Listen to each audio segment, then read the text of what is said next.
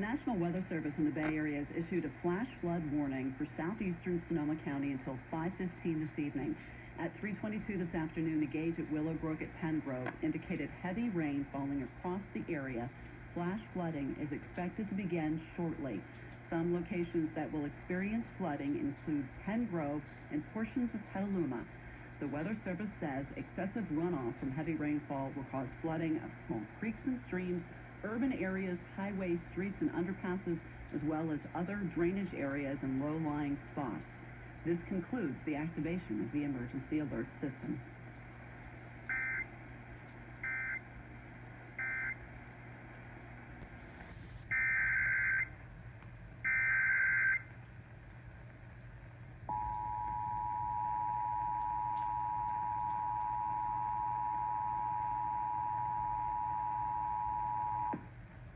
The National Weather Service in the Bay Area has issued a flash flood warning for southeastern Sonoma County until 5:15 this evening.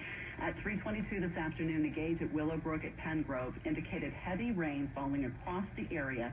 Flash flooding is expected to begin shortly. Some locations that will experience flooding include Penn Grove and portions of Petaluma.